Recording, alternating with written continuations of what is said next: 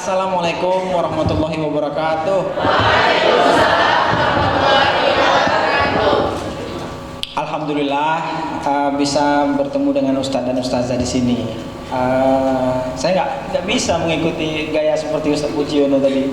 Sebenarnya saya mau lebih meriah dari itu, tapi ya sudahlah, sadar diri aja lah. Alhamdulillah. Mari kita banyak-banyak bersyukur ya. Yang bisa bersyukur tuh orang bahagia itu, alhamdulillah gitu ya. Bersyukur kita kepada Allah Subhanahu wa taala pada pagi hari ini kita bisa menghadiri acara seperti ini. Dulu kira-kira 20 tahun yang lalu ya, atau kira-kira 18 tahun yang lalu saya juga ikut acara seperti ini. Tahu nggak kejadiannya seperti apa? Taunya begini ceritanya. Waktu itu ada acara diadakan di ruang pertemuan seperti lebih luas dari ini, banyak pesertanya. Peserta yang perempuan, yang akhwat udah penuh, udah kursi untuk bagian akhwat itu udah penuh. Ada sebagian nampak kelihatan beberapa berkelebat gitu ya. Jilbab akhwat itu nampak dari jauh kelihatan mengambil kursi yang di bagian laki-laki. Karena udah kekurangan kursi bagian perempuannya. Saking banyaknya gitu. Dan datanglah saya petantang-petenteng laki-laki satu-satunya. Bagaimana malunya itu ketika itu. Tapi sudahlah, itu masa lalu. Tunjuk langsung. Untung ada yang laki-laki katanya. Semua mata menuju kepada saya. Maksudnya baca Quran ya? Oh, nggak ada di situ. Berarti semua akhwat itu mungkin ya begitulah. Mereka harus bersabar. Jodohnya ada di sini. Berselawat kita kepada Nabi Muhammad SAW. Allahumma sholli ala Muhammad wa ala ali Muhammad. Nah, hari ini kita akan berbincang tentang judulnya seperti yang dititipkan oleh panitia acara, mendesain pernikahan yang berkah.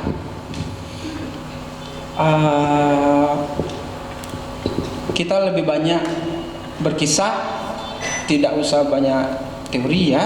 Yang penting di dalam pertemuan itu bukan teorinya, ya kan? Motivator mengatakan yang penting itu actionnya. Banyak materi, kita jadi materialis, tapi nggak ada action. Nanti pulang dari sini masih sendiri. Besok masih sendiri, tahun depan masih sendiri, akhirnya ikut lagi. Udah sampaikan kesekian kali ikut lagi, nanti lama-lama akhirnya timbul di dalam hati itu, udahlah nggak usah lagi, percuma saja. Jadi kita ingin ada action nanti setelah dari sini, ada hasilnya dalam arti ada kemajuan. Saya sedikit banyak mungkin membuat statement lah di depan bahwa boleh saya panggil adik-adik? Boleh ya? Kalau ustazah tuh ya kesannya saya itu khawatir menggurui gitu. Para ustaz, para ustazah, terus kita ajar-ajarin ngomong-ngomong kayak gini kan nggak tepat. Lebih baik panggil adik-adik ya. Ketahuilah adik-adik sekalian, saya punya kelebihan dibandingkan adik-adik semua. Apa kelebihannya? Sudah menikah. Sudah menikah. Ya, salah satu itu umur. Iya kan? Umur saya lebih tua ya. Saya yakin tidak akan ada yang bisa mengejarnya. Umurnya di bawah saya ya. Boleh saya panggil adik-adik ya. Terima kasih Ustaz. Ya.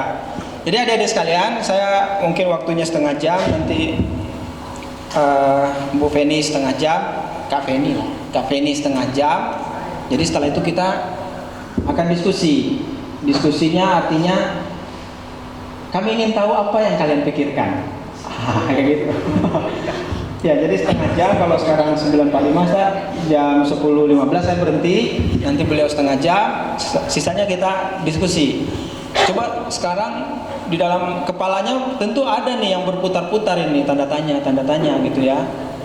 Nah, coba simak apa yang kami sampaikan ini, mudah-mudahan nanti dari yang disampaikan ada poin yang pulang dari sini, ini akan saya kerjakan ya, ini yang akan saya lakukan.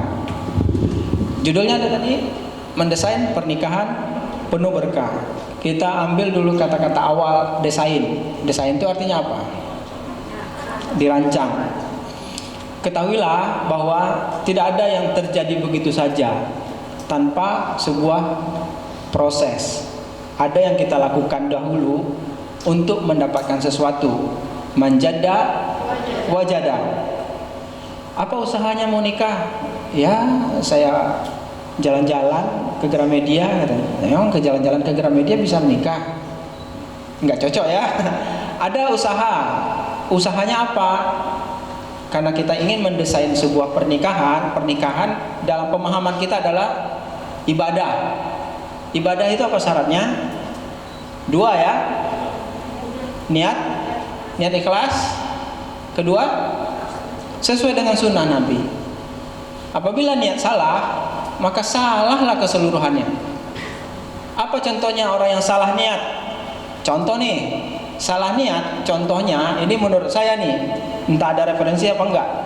Contohnya, dia bangga sudah menikah, posting bahwa dia sudah menikah. Boleh, tapi bangganya nggak boleh. Artinya pernikahan bukan sebuah prestasi ya, itu suatu hal yang biasa gitulah ya. Sama kayak kita sholat. Sholat itu prestasi bukan?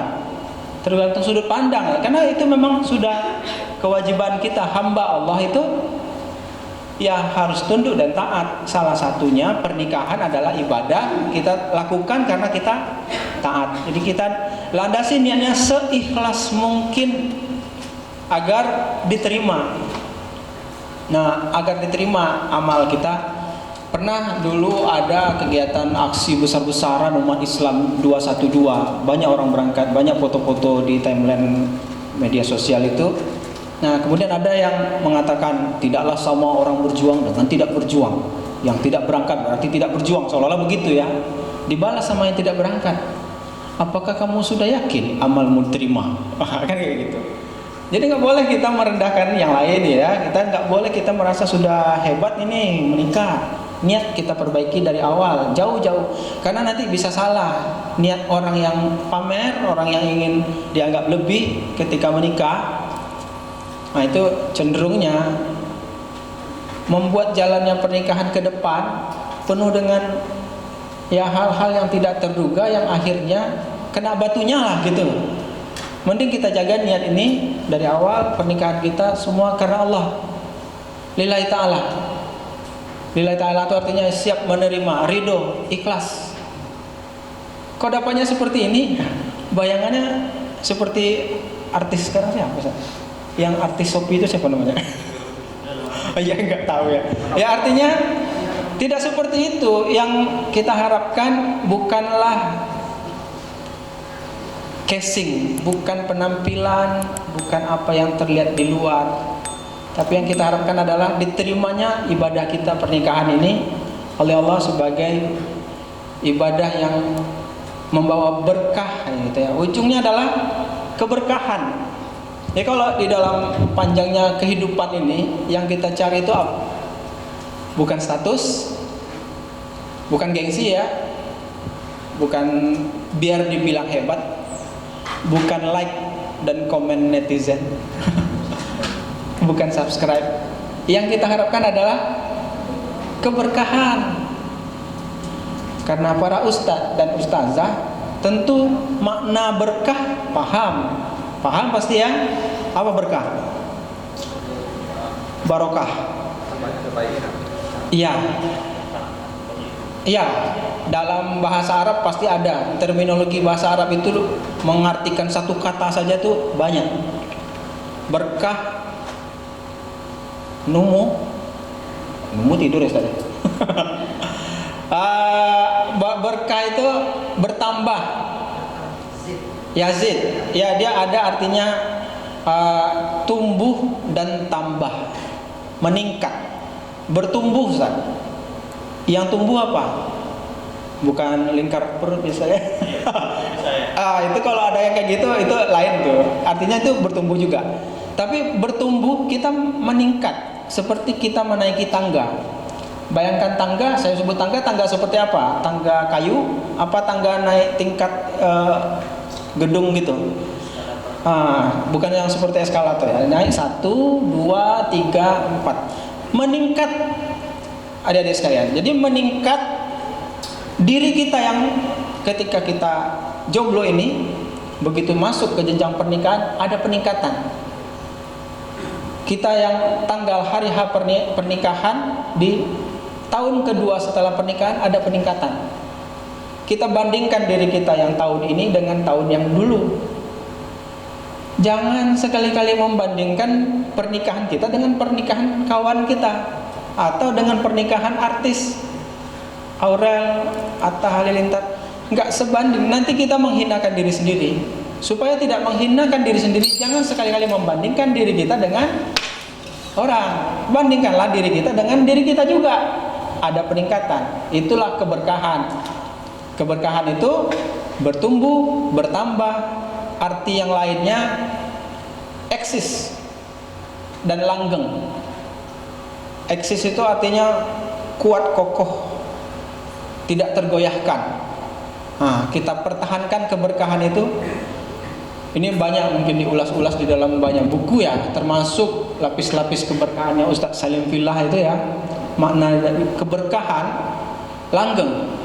Begitu ada, enggak kemudian mudah datang, mudah hilang.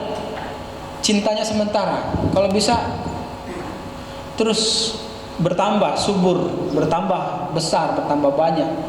Apa maksud yang disebut dengan bertambah ini? Bukan uangnya, bukan dompetnya, bukan jumlah dalam arti materi itu, tapi bertambahnya kualitas dan ketaatan kita. Pernah dengar tentang untuk solusi dari masalah-masalah hidup kita itu adalah keberkahan? Pernah ya? Pernah dengar untuk solusi dari masalah-masalah kita yang kita lakukan adalah mendekatkan diri kita kepada Allah? Sudah sering ya? Actionnya apa? Mulai dari hari ini coba ya. Ini ada hadis dan dalil-dalilnya ada. Hanya saya tidak hafal aja. Coba diperbanyak pendekatan kita kepada Allah tuh maksimal lebih banyak dari yang dulu-dulu, dari kemarin-kemarin. Nanti Allah akan mudahkan jalannya pernikahan kita itu datang pada harinya, hari H-nya itu, pada saat ketaatan kita sedang memuncak, sedang tinggi-tingginya iman kita tuh, ketakwaan kita itu. Pada saat itulah Allah akan bukakan kun fayakunnya itu.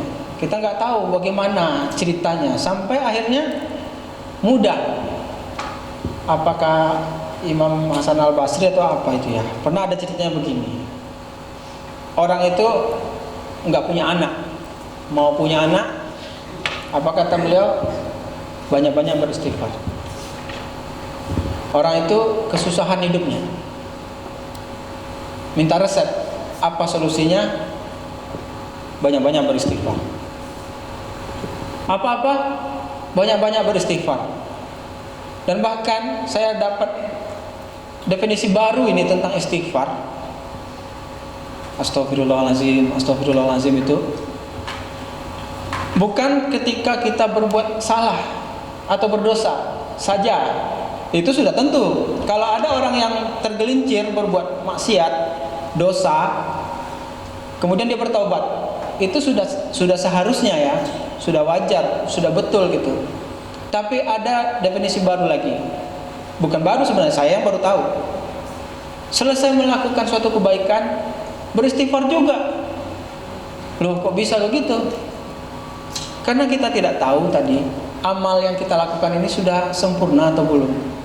Tentu tidak akan sempurna karena kita manusia penuh dengan kekurangan. Nah, jadi kalau sekarang adik-adik sekalian, mulai hari ini coba amalkan saja banyak-banyak beristighfar. Sambil melakukan ya yang manusiawinya, ikhtiar kita manusiawinya, perbaiki diri kita, perbaiki kualitas kita. Ya kalau bagi laki-laki, usahakan bagaimana kira-kira peluangnya supaya misalnya secara ekonomi pun punya kesiapan. Jangan sampai orang meragukan kita nanti. Ya kan? Diiringi dengan istighfar. Ya, istighfarnya itu sambil duduk kayak gini pun bisa istighfar. Yang nggak bisa istighfar tuh ya di WC kali ya. di tempat-tempat yang seperti itu ya mungkin. Tapi sambil berjalan bisa istighfar, sambil duduk bisa istighfar, sambil berdiri bisa istighfar. Kita perbanyak istighfar ini dengan harapan Allah kasihan sama kita. Kayak gitu. Bukan calon menantu mertua yang kasihan. Kita nggak tahu siapa calon mertuanya kan. Tapi kita permudah pendekatan diri kita kepada Allah itu dengan banyak beristighfar. Mudah-mudahan nih, sesuai dengan judul, inilah salah satu cara kita untuk mendekat kepada Allah agar pernikahan kita menjadi berkah. Nanti ada yang cara teknis tentu disampaikan oleh Bu Feni nanti. Bagaimana caranya agar berkah gitu. Sama sekali tidak dilihat dari penampilan, bukan dari tampak luar keberkahan itu. Ciri-cirinya tadi keberkahan itu ada yang bertambah. Dulu miskin, Allah kasih kecukupan. Dulu tidak terkenal, ya tidak terkenal artinya tidak ada orang kenal, orang lewat kita pun orang tak tahu ada orang lewat apa enggak. Saking tidak tahunya orang sama kita. Sekarang kalau kita lewat, Pak Adi bisa ngisi acara. Oh, isi acara, kayak kita hebat aja. Acara apa? Doro pranikah. Oh ya, Doro pranikah. Kok bisa? Karena Pak Adi kan udah nikah. Oh iya sudah. Ya artinya, ya paling tidak ada manfaat lah. Kita bermanfaat. Ada manfaatnya kita bagi orang lain. Salah satunya itulah mungkin sarana kita untuk berkontribusi. Kalau ngasih uang nggak mungkin ya, modal untuk nikah nggak mungkin. Tapi pengalaman untuk menikah, bagaimana caranya mendesain pernikahan, lebih kurang ini mungkin ya saya sebut ini kecil tapi hebat, tidak susah mengucapkannya. Astagfirullahaladzim, astagfirullahaladzim, astagfirullahaladzim. Sanggup berapa? 1.000? 2.000? Coba mulai dibuat kebiasaan. Astagfirullahaladzim, astagfirullahaladzim. Kata orang, kok banyak kali istighfar abang tuh? Mau nikah ya kan apa-apa ya. Apa salahnya gitu ya? Sambil jalan 1.000 langkah sampai ke ujung sana 1.000 istighfar. Insya Allah dipermudah oleh Allah nanti, memudahkan kita untuk mendesain, rencanakan pernikahan kita ini mudah-mudahan berkah ya. Dari keberkahan itulah solusi-solusi masalah yang kita hadapi sekarang. Saya yakin di dalam kepalanya ada masalah ini, ada yang dipikirkan. Nanti kalau nikah, batu gilingnya beli dari mana? Giling cabai, masak makan tak pakai cabai? Nggak usah dipikirkan itu. Dijamin oleh Allah Subhanahu Wa Taala. Bahkan tadi saya kemarin ya, tadi saya bersepeda masuk komplek gitu ya. Terdengar suara kecil, hampir kepijak sama saya. Ternyata ada anak kucing. Subhanallah, anak kucing kecil sekali gitu. Pengen rasanya saya mau pulang anak kucing itu. Terpikir makan nggak anak kucingnya? Tapi Allah jamin itu pasti dia ada rezekinya itu. Kucing yang tidak tahu namanya aja kayak gitu ada rezekinya. Apalagi kita yang ganteng-ganteng dan cantik-cantik ini ya tidak diberikan rezeki oleh Allah gitu. Nah makanya kita mendekat kepada yang maha ya, kepada Allah Subhanahu Wa Taala agar mempermudah urusan kita melalui salah satunya memperbanyak taubat, istighfar. Hatta walaupun adik-adik sekalian sekarang dalam kondisi sudah baik ya, artinya jauh lebih baik dari yang kemarin, tapi kita tetap tidak tahu ibadah kita diterima enggak, amalan-amalan kita diterima enggak. Tetap harus beristighfar, istighfar agar Allah ya menutup kekurangan-kekurangan, apakah dari yang kita lakukan, apakah dari kepribadian kita, dari sikap kita, dari tindak tanduk kehidupan kita, biar Allah sempurnakan gitu. Nanti kalau mempermudah urusan-urusan yang lain. Baik, ini karena waktu tinggal baru 15 menit sebenarnya sih. 15 menit yang berikutnya ini pengalaman ya. Artinya tidak usah bandingkan diri saya dengan kalian. Justru saya lebih rendah maksudnya. Lebih mengenaskan. Tahun 2004 itu saya bulan Juli selesai kuliah. Saya ujian. Juli 2004 tanggal 23 Juli. Ya, selesai kuliah 23 Juli, saya masuknya itu tanggal 22 Juli, 7 tahun sebelumnya. Jadi 7 tahun saya menikah, 7 tahun saya kuliah, entah tahu saya apa aja kerja saya di kampus itu sampai 7 tahun. Saat wisuda yang terbayang adalah kemudian setelah ini saya harus nikah. Gitu. Dulu seolah-olah penghalang saya tidak bisa menikah itu masih kuliah, kan gitu. Ustaz sendiri, masih kuliah, Ustaz. Nggak mungkin kan dalam kondisi kuliah aja nggak selesai, gimana mau bangun rumah tangga. Akhirnya kan kayak gitu, udah selesaikan kuliah. Walaupun itu kena kritik sama senior, jangan sampai itu menjadi penghalang kita beribadah. Katanya. Oke, begitu selesai kuliah, saya belum punya pekerjaan. Bilang curhat sama guru ngaji ya, murubi ya, Ustaz mau nikah, Ustaz, apa langkah-langkahnya? Udah bikin proposal. Apa yang ada di dalam proposal, Ustaz? Visi dan misi menikah. Apa tujuan? Iya, apa tujuan Anda menikah? Seperti apa harapan rumah tangga yang dibangun? Nggak ada contekan, Ustaz? Nggak ada. Bikin sendiri. Saya usahakan seringkas mungkin. 1 lembar aja ya kami. 1 lembar. Supaya tidak melihat kekurangan saya buat pekerjaan apa ya, bagian pekerjaan. Nggak punya pekerjaan, masih pengangguran, nggak tahu apa yang mau dikerjakan. Saya tulis pelukis, pekerjaan pelukis. Iya, karena saya hanya bisanya itu gitu, melukis. Saya kan pekerjaannya cuma kalau ada orang pesan segala sesuatu yang ada hubungannya dengan lukisan, saya terima. Jadi prestasi saya waktu itu udah ada 8 TK yang saya gambar dinding-dindingnya. Itu kan pelukis tuh. Terus ada yang mungkin orderan bikin spanduk, itu dilukis bikinnya. Kayak orang bikin kaligrafi gitu kan. Tapi huruf-huruf selamat datang gitu kan. Kalau sekarang kan pakai digital print. Kalau dulu pakai dilukis. Nah, pelukis itu saya pekerjaannya. Kemudian menikah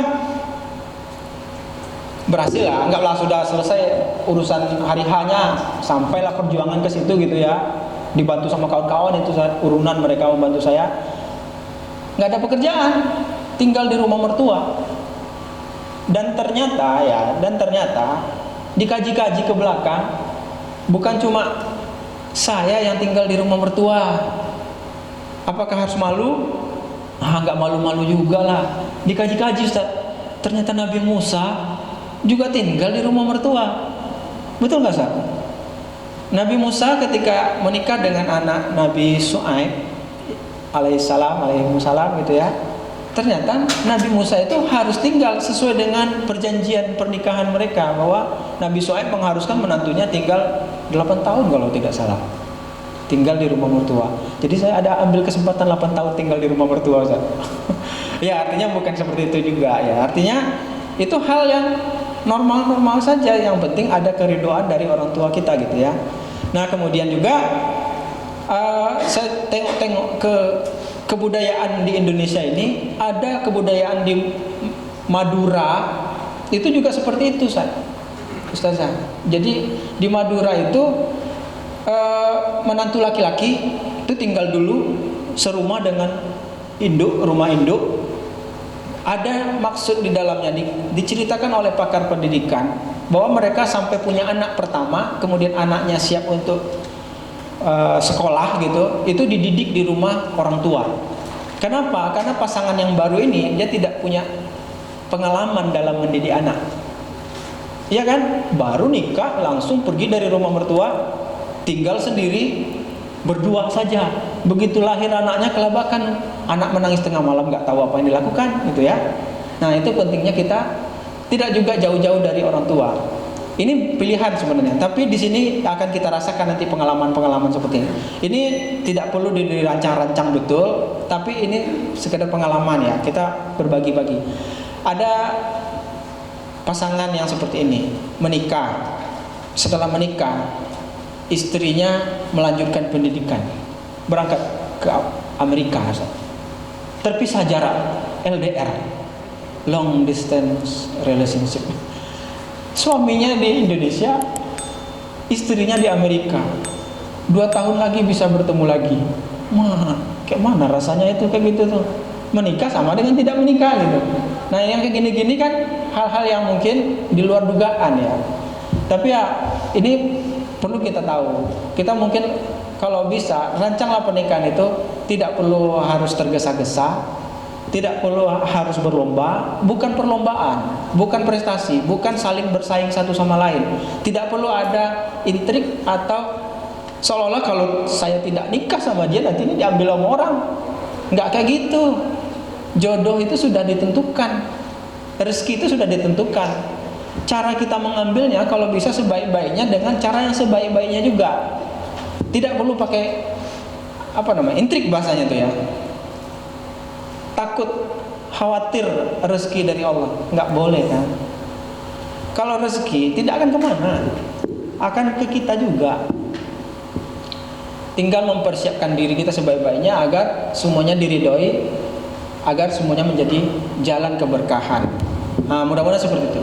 Jadi bapak dan ibu, abang dan nona itu di Jakarta itu ya. Adik-adik sekalian, mulai sekarang mari kita coba untuk lebih realistis lah ya, lebih tenang ya, segala sesuatunya bisa kita hadapi, kita jalani dengan kedekatan penuh kepada Allah. Salah satunya tadi perbanyak istighfar ya, perbanyak istighfar. Kita doakan mudah-mudahan tahun ini sampai niatnya untuk menyelesaikan ya masa lajangnya dengan izin Allah ya. Allah akan datangkan jodohnya ya, Allah akan datangkan jodohnya dengan caranya pada saat dia datang kita sudah siap. Pada saat datang kita sudah siap. Bukan diri pribadi kita sendiri, tapi kita dan keluarga kita sudah siap. Sementara itu dulu. Bila taufiq wal hidayah. Assalamualaikum warahmatullahi wabarakatuh.